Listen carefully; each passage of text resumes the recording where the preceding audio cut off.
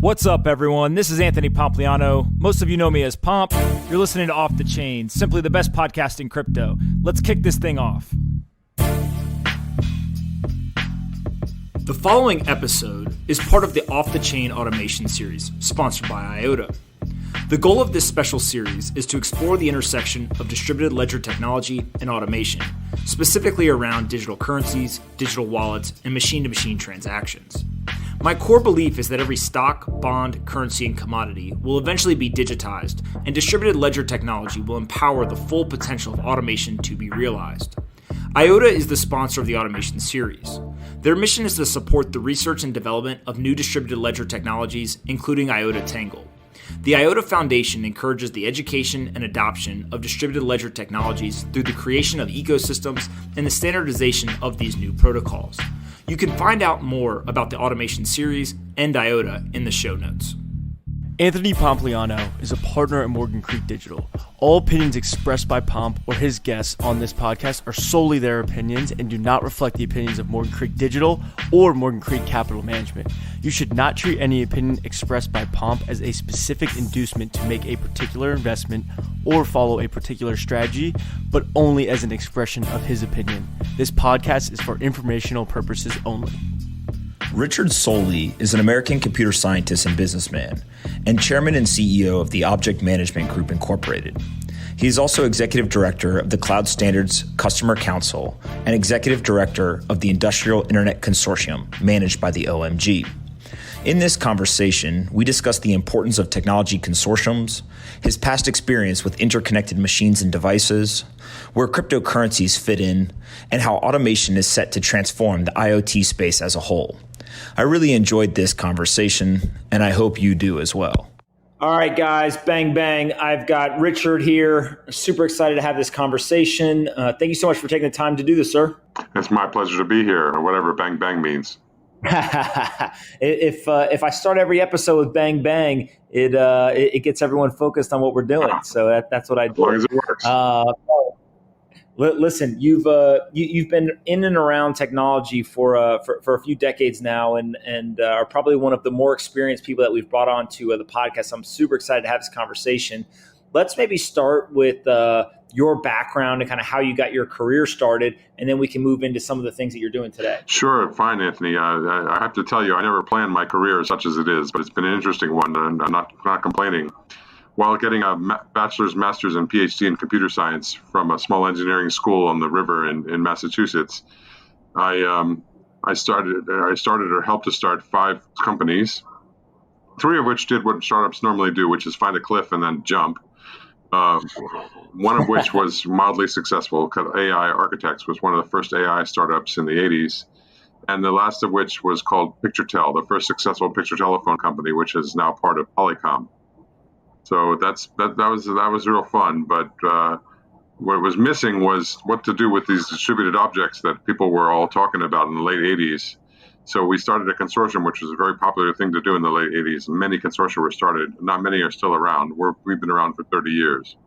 What we decided to do very quickly was set standards in distributed objects with what we then called the Corbis standard. Then we moved into modeling languages, and the UML language, which everyone in computer science knows, is one of our key standards as well.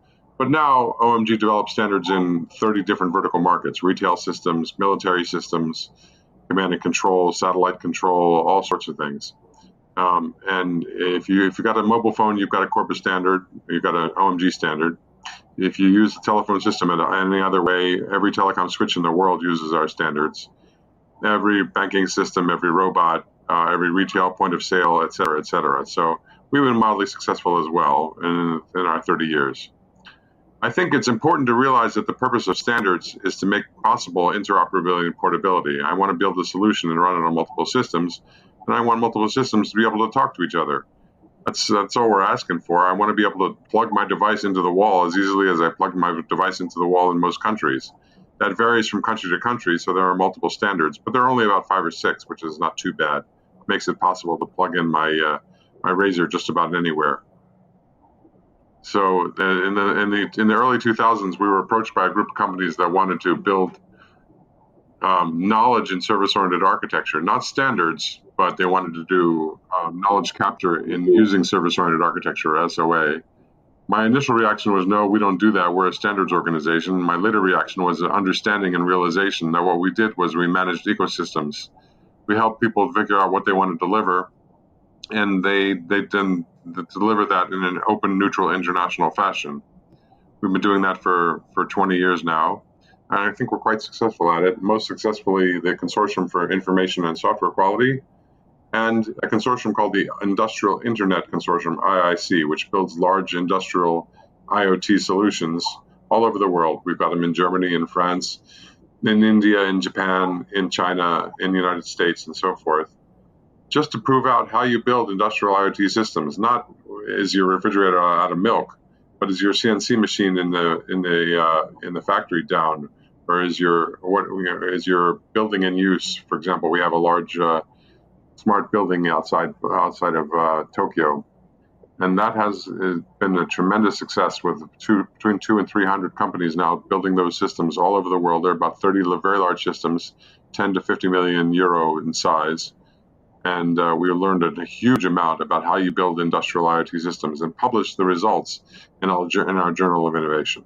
That was probably more of a bite of an answer than you wanted. No, listen, it's fantastic. Well, one of the things that I'm personally interested in, so I'm assuming other people are interested in, is this idea of standards, right? You touched a little bit on why they're important, but maybe just talk about like what exactly is a standard and how do you come through a framework to establish the standard and then either enforce or kind of make sure that people are following that? That's a really good question. You know, a standard, what a standard is, abstractly, is pretty simple and straightforward. I want to be able to plug an electrical device into the wall. Anywhere in the US, I can do that with a standard 2 flat blades electrical connection anywhere in the US. Unfortunately, not the same in Europe, which uses 2 round poles. And there are, in fact, 3 different diameters of those 2 round poles. So there are multiple standards within that standard. But it means a way that the end user of a solution can connect to the vendor of a solution in a way that doesn't worry about who built the product. You want that from software as well. I want my air traffic control systems to talk to each other. I want my ATM to talk to whatever bank I happen to have my money in, regardless of whether it's the bank I've got my money in. I want my point of sale system to work together with any printer, any front end that I've got, regardless of who built it. So vendors, of course, are going to try to lock you in quite often, not all. I think vendors understand the value of having choice, and they want to give choice to their end users. But end users especially want to be able to choose based on price, quality, support, etc. And the only way they're going to get that choice is with portability and interoperability that comes from standardization.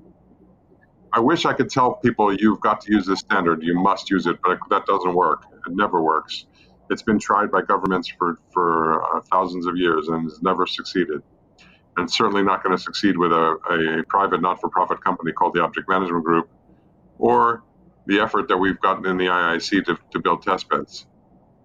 So what we've got to do is show that we've come up with a better solution, and the choice, allowing choice that comes from a standard is making it possible to build a larger market. It's about having a piece of a larger pie rather than a larger piece of the pie.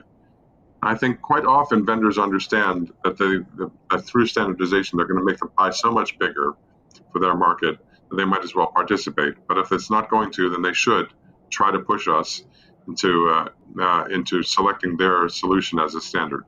We're not controlled by anyone. We are not for profit with no shareholders, which makes it possible to have an open, international, neutral process for developing standards and then convincing people that they are the best solutions for the problems they have. Got it. And so as you're going through that process, right, take the electrical outlet or any of the examples you used, there's obviously multiple choices for you to choose from for the standard. So how do you come to the conclusion of which one is the best? Is there a group of experts or kind of industry veterans? Is there some sort of problem-solving framework? Like what's the process that goes through to actually selecting the standard? There is, in fact, a multi-level solution process that ends up with experts that are selected by the members, not by me.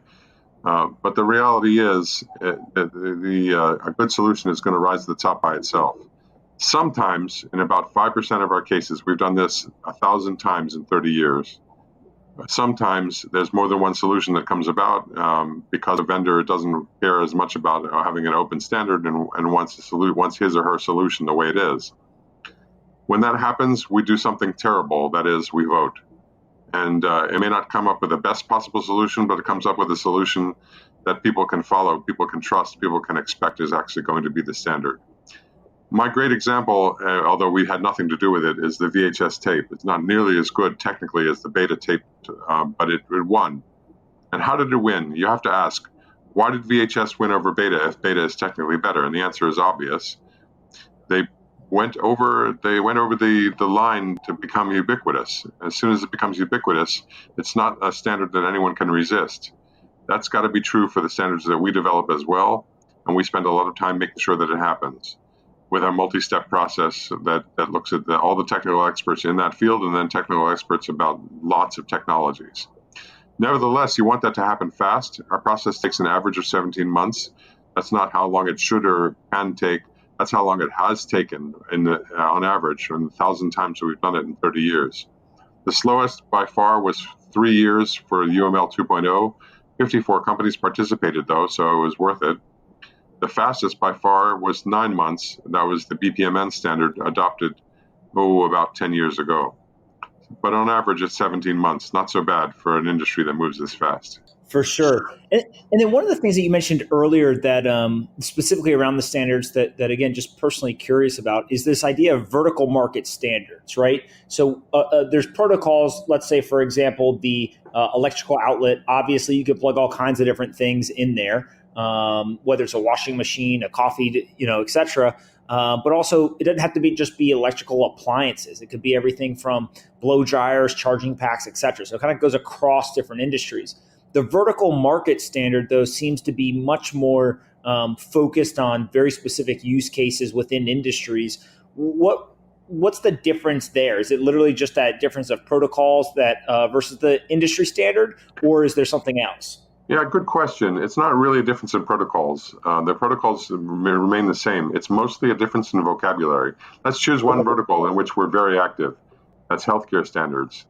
In healthcare standards, we're talking about blood pressure, and we're talking about, I don't know, I'm not a doc, but you know what I mean. That terminology is specific to healthcare, and it means that the healthcare standards, which we've been developing for 15 years, are relevant to healthcare and probably not to any other vertical market, whether it's point of sale systems or telecommunication systems or transportation systems. If it is more relevant outside of healthcare, then we'll take it to our platform technology group, which is responsible for technologies across platforms, across domains, across vertical markets. But if it remains in its vertical market, it's relevant to a smaller group of companies, but it's more relevant than anything else. It's something they have to follow because they've got to get interoperability and portability in their vertical market. Got it.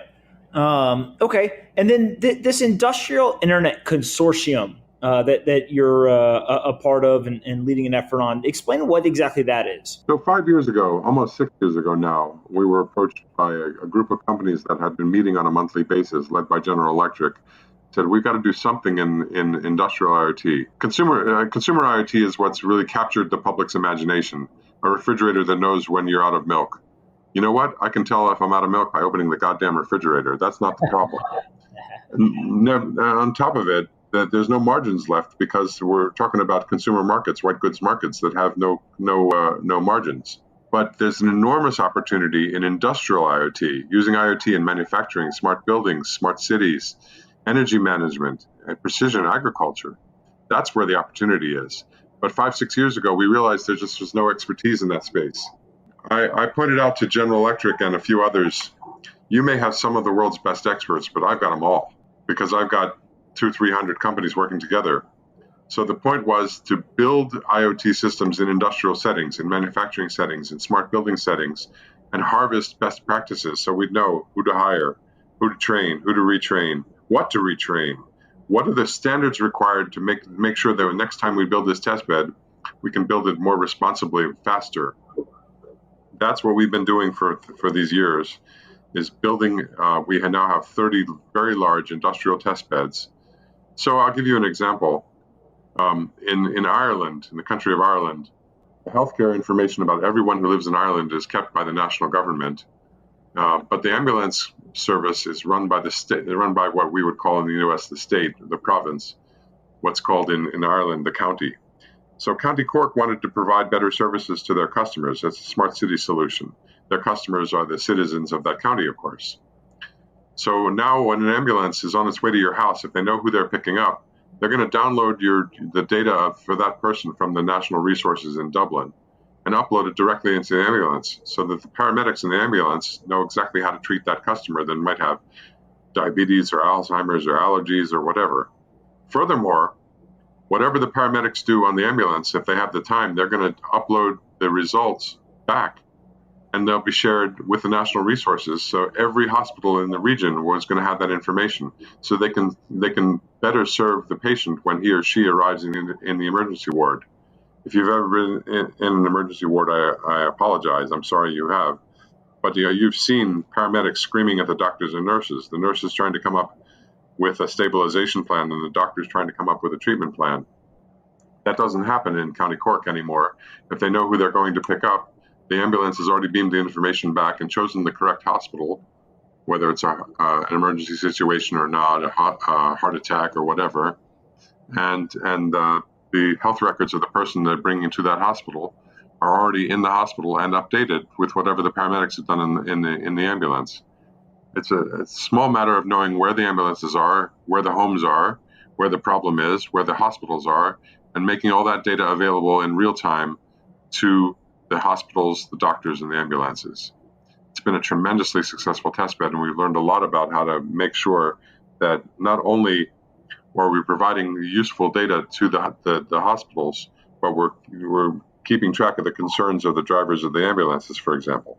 For sure. And so when you guys go and you create the system, right, because it sounds awesome. And obviously, as it gets implemented, it's pretty obvious to see the value and that can be created here. But how do you go about getting the implementation or the adoption done, right? So you create the standard and you say, this is the way things should be done. Earlier, you said you can't really force people to do it. So what is that kind of, I'll call it a go-to-market strategy, but it's really just gaining adoption or implementation from the people who could benefit from it?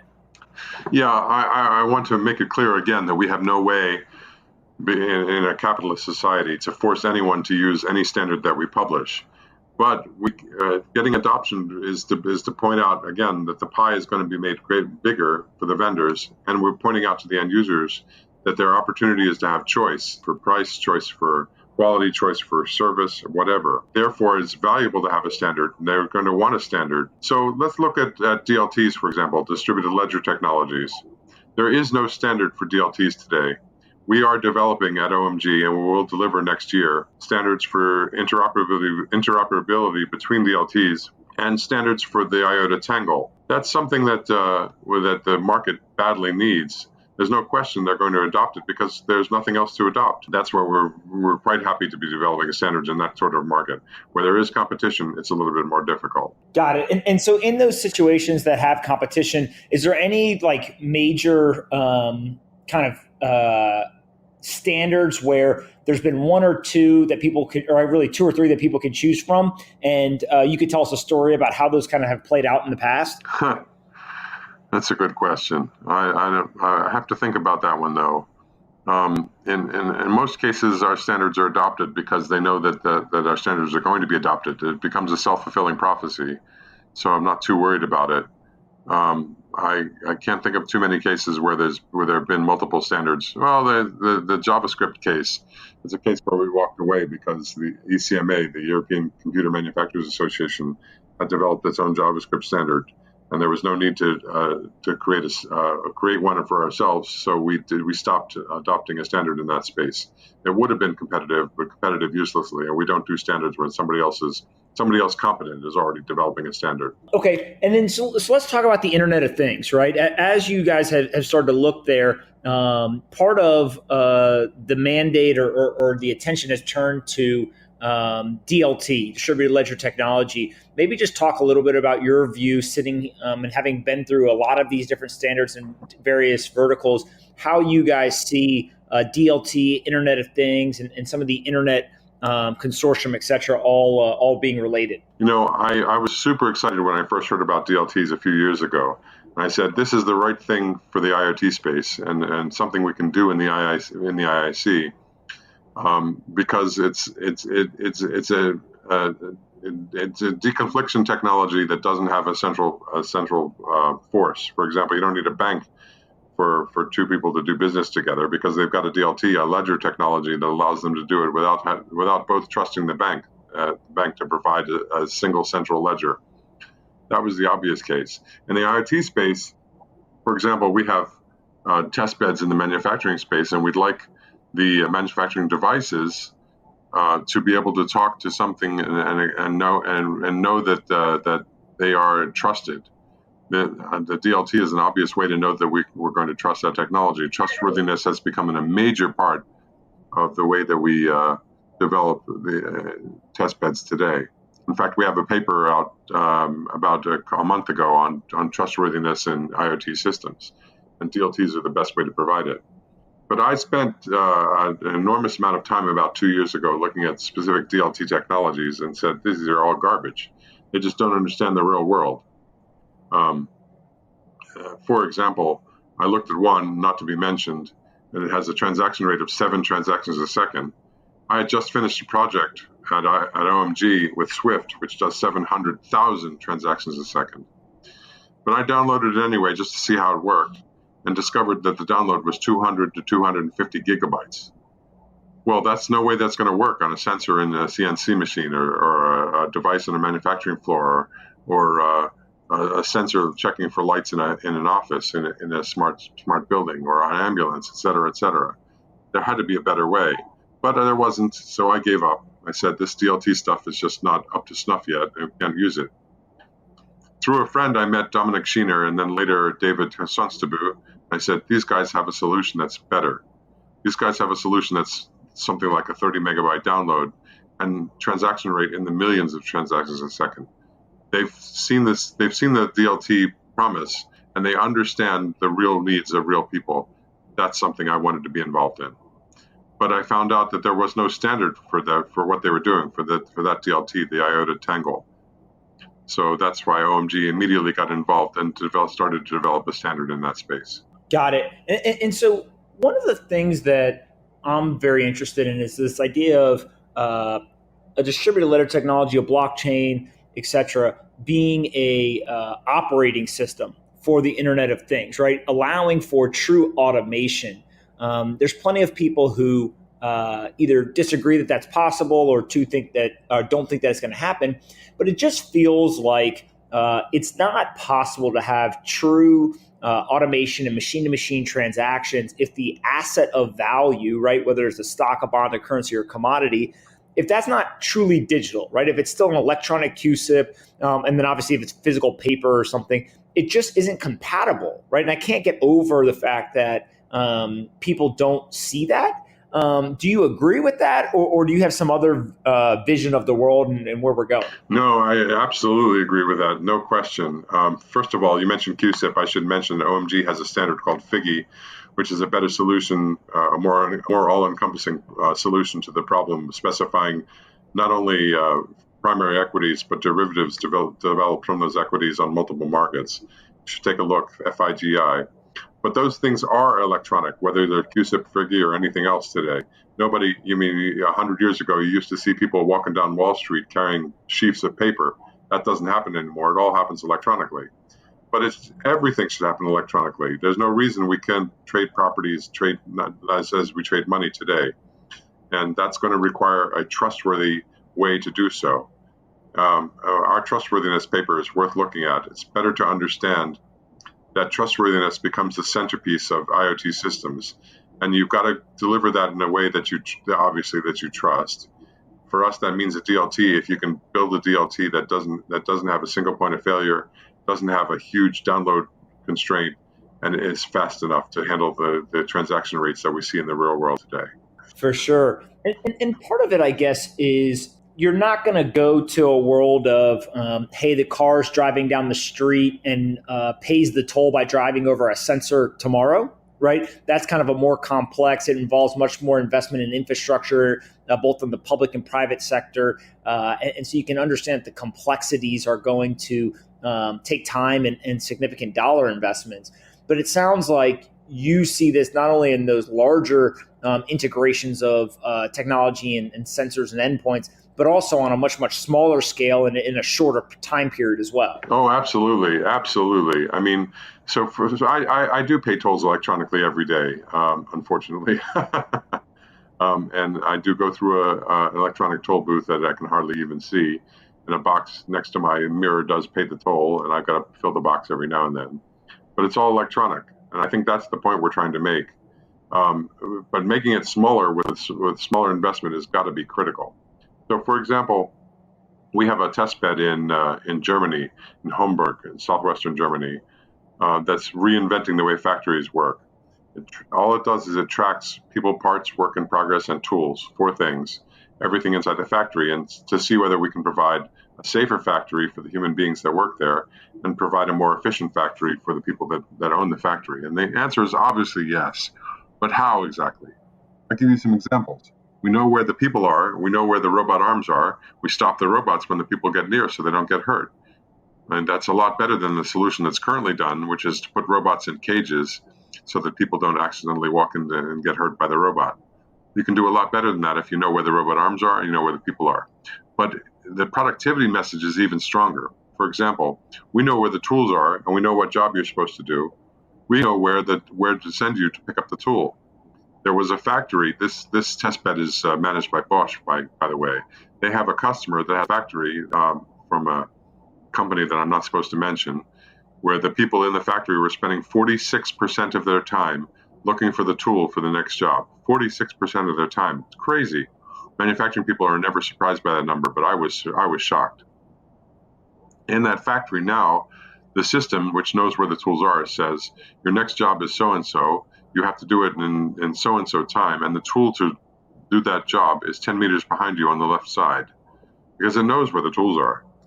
Imagine the productivity that makes a difference when the people in the factory are spending 46% of their time looking for the next tool. Imagine it. But that means I've got to trust the system. I've got to trust that it knows what jobs need to be done. I've got to trust the tool, which knows where it is and is reporting its location. I've got to trust that it is one of the tools that I'm supposed to be looking out for. All those things require some element of trust, which might be handled with a central authority, but it's better handled with a DLT, because I may not be able to get to the central authority and maybe down, or worse, and maybe hacked. Yeah, it's so interesting, right? The part that I keep going back to here is the best technologies in the world are, and companies are market expanding, right? So if you think of Uber as one example, where if you had looked at Uber early on and said, oh, it's a black car, okay, one market it could disrupt is kind of limousines and black cars. A little bit bigger market, and probably the extent of where most people thought was, oh, what if they could actually do something as crazy as disrupt the taxi business, right? And how big is that market? Well, what Uber actually ended up doing was not only disrupting limousines and taxis, but then it also expanded the total addressable market to include people who had cars, right? And now they just don't drive their cars when they're drunk and things like that. And so they expanded that market opportunity.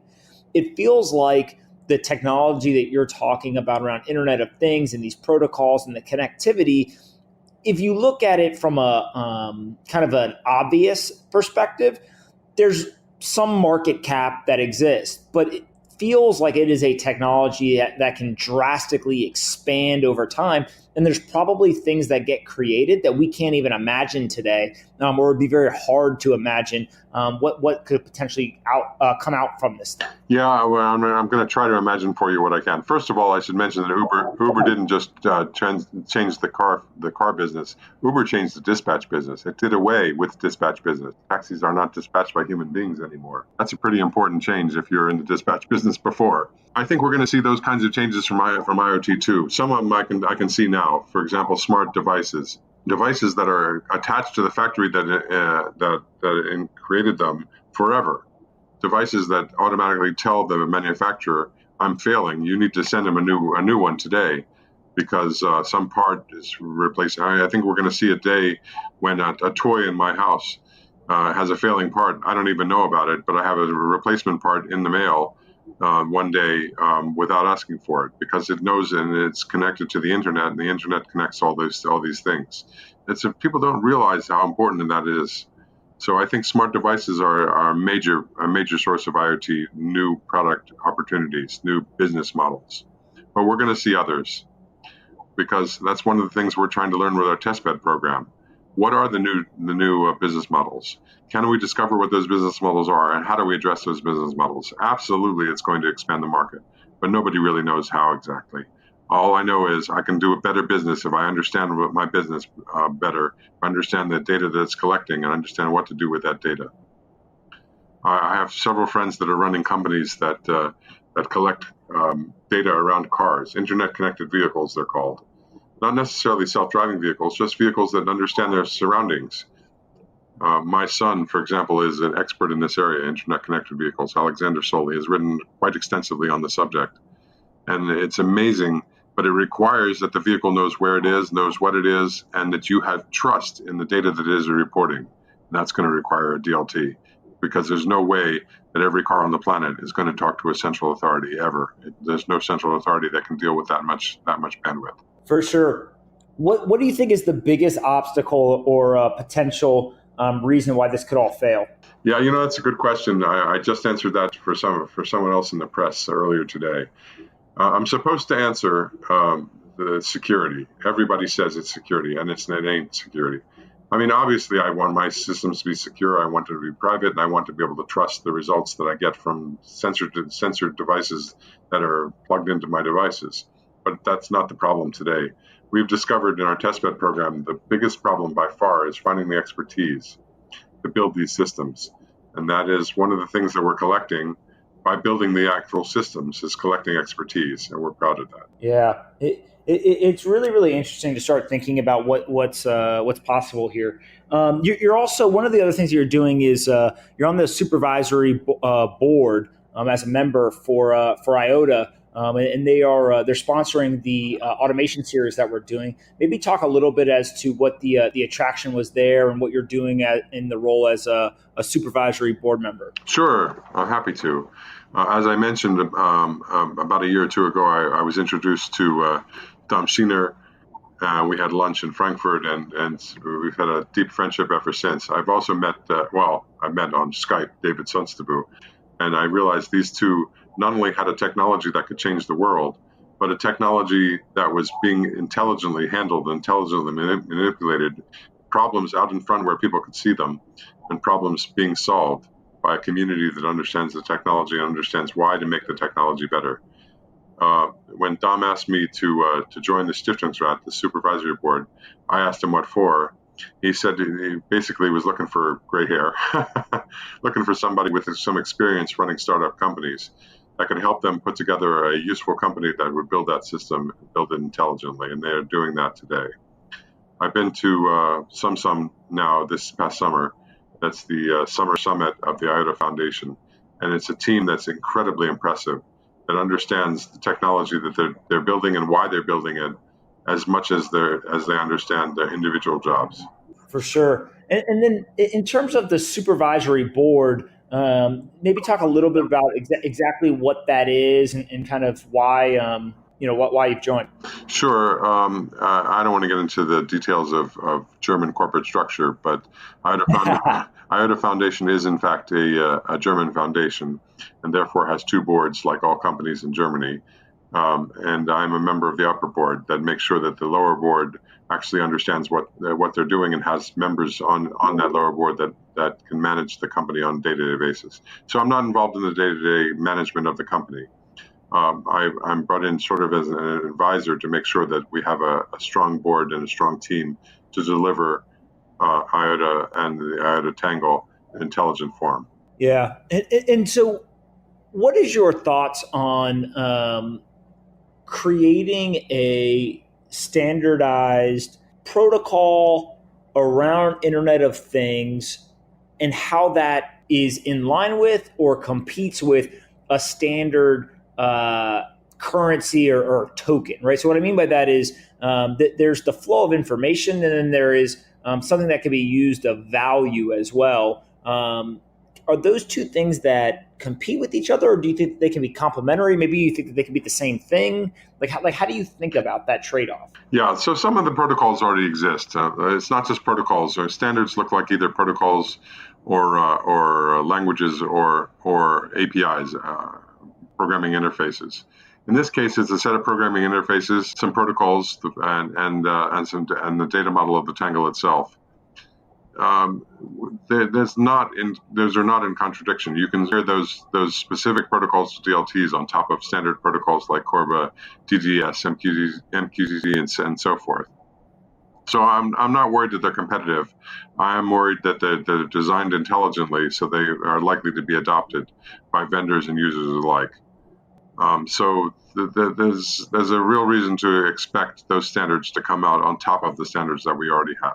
What's the thing that you're most excited about in the standards kind of corner of the world? Is there some area that hasn't been conquered yet, or standard hasn't been issued that you're saying, hey, this is a place that I think somebody should go look at? Oh, there are lots of places where standards need to be developed and haven't been developed yet.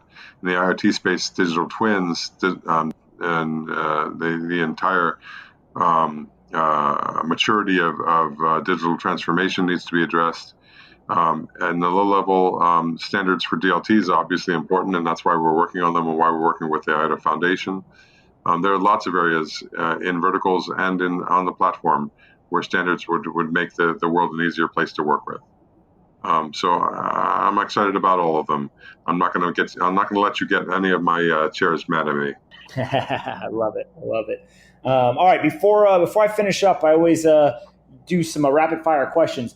Other than IOTA, is there a company in the blockchain or crypto space that you're excited about? Oh, good question, except I'm not going to mention any names. I just talked to a friend who's got a blockchain startup in New York that specializes in digitizing any resource at all. It could be anything that says you want to trade. I think that's the right sort of thing you should do with whatever blockchain happens to win, maybe more than one blockchain technology. I don't care if it's Bitcoin or Ethereum, IOTA, or whatever. What is the one regulation that you would change in technology if you could wave a magic wand and change it? There's very little regulation in technology. I think some of the more amusing regulations that have been suggested went by the wayside. For example, when I knew the digital commissioner of the European Community, he proposed a regulation standard that said that you would not be able to ship any IoT device in the European Union unless it passed some security tests that he had in mind. It all sounds perfectly nice, except there were no security tests, and there's an obvious solution, which is don't call your product an IoT product anymore. That regulation was stillborn. It was killed before it started.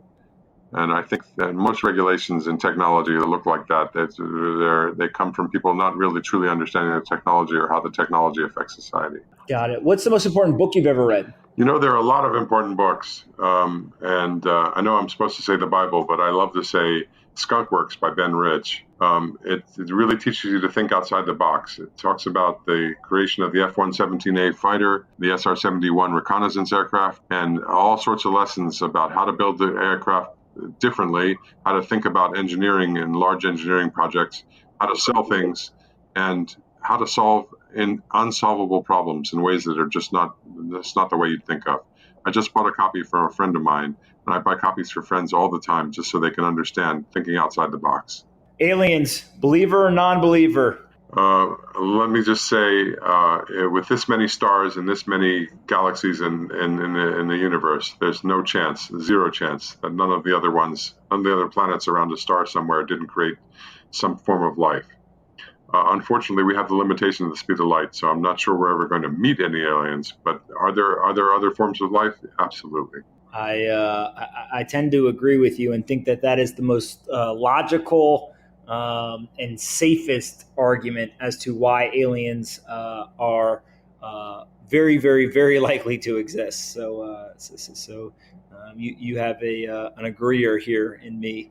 I end each podcast letting somebody ask me a question. What one question do you have for me? I love asking this question. I ask it all the time. Have you shorted Bitcoin yet? Are you not a Bitcoin believer? Not at $10,000. I'm not a Bitcoin believer. No. One of the arguments about Bitcoin is there's nothing behind it, but there's nothing behind the US dollar either. So that shouldn't matter. Well, excuse me, but what's the Federal Reserve? What's the European Bank of Credit? What is the Great Lady of Threadneedle Street? There are actually banks behind fiat currencies, and there's nothing behind Bitcoin. So there's no reason for the price to be so incredibly high. I'm not saying that this should be valueless. That's a different argument. But the price should be incredibly high. I don't think it's going to hold. What is the price that you would go from non-believer to it's interesting? Oh, that's a hard question, but certainly nowhere near where it is today. I'm thinking more like $10, $20. I love it. Yeah, look, I think that what you're talking about is like the infrastructure around the fiat currency. It's not just infrastructure. Those banks actually defend their currencies. The U.S. Federal Reserve defends the dollar. Nobody defends Bitcoin. And I think we're seeing an incredibly high price for Bitcoin simply because the demand is quite large and the supply is quite small, which the economists tell us causes prices to go up. But when demand falls, I don't think supply is going to change. But when demand falls, we might see a tremendous change in value. So I will agree with you that Federal Reserve, other central banks are prone to defend their currency. That's absolutely a factual statement. What is your reaction if I made the argument that the miners in cohort with the difficulty adjustment built into the Bitcoin blockchain algorithm defended the currency as well? They don't defend the currency. They defend the available supply of currency, absolutely, but that's it. Whereas the Federal Reserve has, I think it's 4 different controls over monetary control. In the case of Bitcoin, you have only the difficulty, and it makes a difference to have fiscal control and monetary control. To say that it doesn't make a difference is just missing the fact of how fiat currency works. Yeah, and I guess the argument that people would have, right? Cause there's a lot of people, and I'm not even playing. There's a lot of people who I think would agree with you on that around fiat currencies, monetary control, the role of central banks, et cetera.